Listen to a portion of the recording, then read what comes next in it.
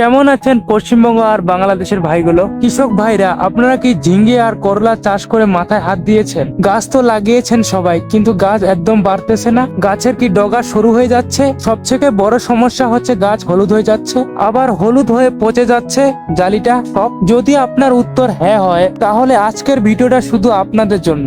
আমরা অনেক টাকা খরচ করে বাজারে দামি দামি ভিটামিন বা বিষ এনে স্প্রে করেছেন, কাজ হয়েছে কি আপনার? হয়তো মনে হয় হয়নি আপনার কাজ, কিন্তু আজ আমি আপনাদের এমন একটি জাদুকারী স্প্রের কথা বলবো। আপনারা যদি সঠিক মতো একবার ভালো করে ব্যবহার করেন, 3 দিনের মাথায় আপনার জমির চেহারা বদলে যাবে। এটা কোনো মুখের কথা নয়, ব্যবহার করে রেজাল্ট পেয়েছি বলেই আপনাদের আজ চাষির ঠিকানা থেকে এই গোপন টিপসটি আজকে শেয়ার করব। আপনারা জানেন এখন ফাগুন চৈত্র মাসে এই কড়া রোদের মধ্যে গাছের গোড়া শুকিয়ে যায় আর বিভিন্ন ছত্রাকের আক্রমণ হয়। আমি আজকে আপনাকে এমন একটি জিনিস দেখাবো, সস্তা কিন্তু শক্তিশালী কম্বিনেশন, যা দিলে আপনার গাছের ডগা হবে মোটা, পাতা হবে কুচকুচে সবুজ, প্রতিটি গিটে গিটে আসবে জালি আর ফলন।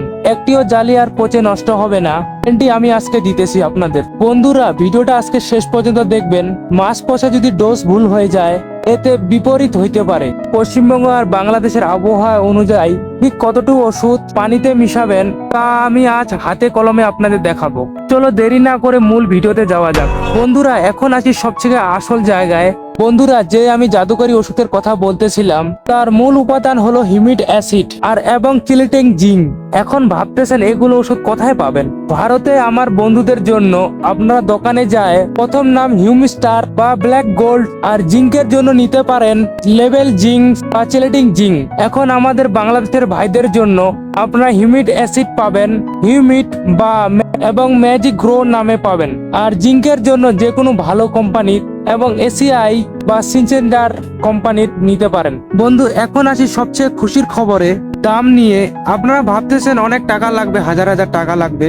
একদমই না বন্ধু, ভারতে হিউমিক অ্যাসিডের ছোট প্যাকেট মাত্র 50 থেকে 70 টাকার মধ্যে পেয়ে যাবেন। আর বাংলাদেশে এরকমই দাম, একটু 19-20 হইতে পারে। আর জিঙ্কের ছোট প্যাকেটের দাম আপনার হাতের নাগালে ভাই, এবং 150 টাকার মধ্যে আপনি পেয়ে যাবেন। ভাই, এই কম্বিনেশন আপনার কয় হাজার টাকার ফসল বাঁচিয়ে দিবে জানেন, এবং ফলনও দ্বিগুণ করবে। ভাবুন তো, অল্প বিনিয়োগে এত বড় লাভ, এর থেকে এত ভালো আর কি হইতে পারে? হয়তো আপনি ভাবতেছেন চাষির ঠিকানা ভাইটা মনে হয় কোম্পানির কাছে পয়সা পায়। সত্যি বলতেছি ভাই, আমি 1 টাকাও পাই না কোনো কোম্পানির কাছে। আমি নিজে ব্যবহার করি, আমার কৃষক ভাইগুলো ব্যবহার করে, যদি ওষুধটি ভালো হয় তারপরে আমি ভিডিও বানাই আপনাদের বলি। হয়েছে ভাই, এখন ওষুধের কথা বলি। কেন এই 2 ওষুধটি সেরা?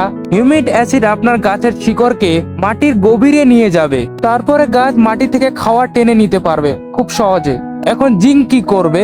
আপনার গাছের পাতা কুকুরানোর রোগ কম করবে, আর ফুল ফল ঝরা একদম কমিয়ে দিবে। আপনার ঝিঙ্গে আর করলার সাইজ হবে একদম সমান আর চকচকে, আর এবং চকচকে সবুজ। বাজারে নিলে ভাই অনেক দাম পাবেন। বন্ধুরা, ওষুধের নাম আর দাম তো জানলেন, কিন্তু ওষুধ শুধু কিনলে কি হবে? আপনি যদি সঠিক নিয়মে না মিশান, তবে কিন্তু কোনো কাজেই হবে না। এখন আমি আপনাদের দেখাবো।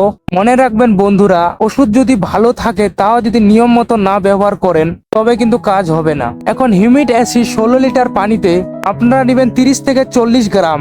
একই সাথে এখন চিলেটেক জিঙ্ক ওই 16 লিটার ট্যাঙ্কিতে 10 থেকে 15 গ্রাম মিশিয়ে দিবেন। প্রথমবারে ভাই একটি ডেবা নিয়ে আগে ভালো করে 2টি ওষুধ মিক্স করবেন, তখন আপনি ট্যাঙ্কিতে দিবেন, ঠিক আছে? তাহলে মিশ্রণটি ভালো মিক্স হবে।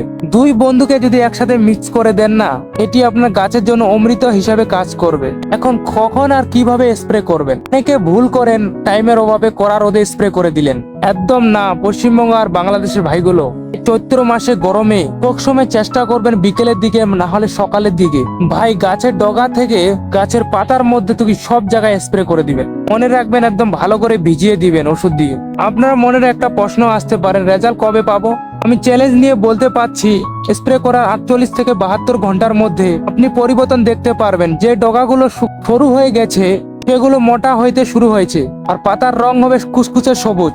আর 3 দিনের মাথায় দেখবেন জালি পচা সব শেষ, গাছও আর হলুদ হবে না। যারা ভাবতেছিলেন জমি ছেড়ে দিবেন, তারা নিজেরাই অবাক হয়ে বলবেন, এতদিন এর টিপস কোথায় ছিল চাষির ঠিকানা ভাই? আপনারা অনেকে এর আগে কমেন্টে বলেছেন, বৃষ্টির পর কি স্প্রে করা যাবে? হ্যাঁ ভাই, স্প্রে করা যাবে।